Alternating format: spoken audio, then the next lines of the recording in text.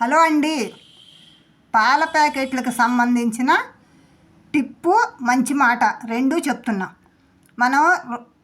మనం రోజు 2 పాల ప్యాకెట్లు కొనుక్కొచ్చుకుంటే మనం ఏం చేయాలంటే 2 అర లీటర్ పాల ప్యాకెట్లు లేదా 2 లీటర్ పాల ప్యాకెట్లు అయినా సరే మనకి ఉన్న అవసరాన్ని బట్టి మనం కొనుక్కొచ్చుకుంటాం కదా.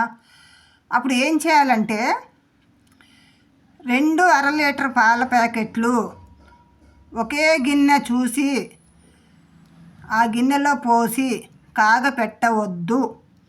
2 పాల ప్యాకెట్లు ఒకే గిన్నెలో పోసి కాగపెట్టకూడదు. 2 పాల ప్యాకెట్లు కూడా 2 గిన్నెల్లో పోసి కాగపెట్టుకోవాలి. ఎందుకు అంటే మనకి తెలీదు, ఒక్కొక్కసారి ఒక్కో పాల ప్యాకెట్ ఇరిగిపోవడానికి సిద్ధంగా ఉంటుంది.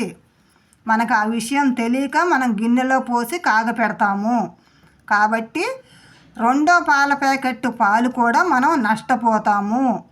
అందుకని మనం 2 పాల ప్యాకెట్లు కూడా 2 గిన్నెల్లో పోసి కాగబెట్టుకోవటం అనేది చాలా మంచిది.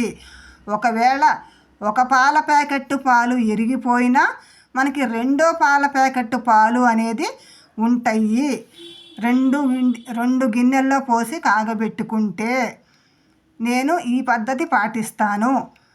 మీకు నచ్చితే మీరు పాటించండి. వీడియో నచ్చితే లైక్ ఇవ్వండి.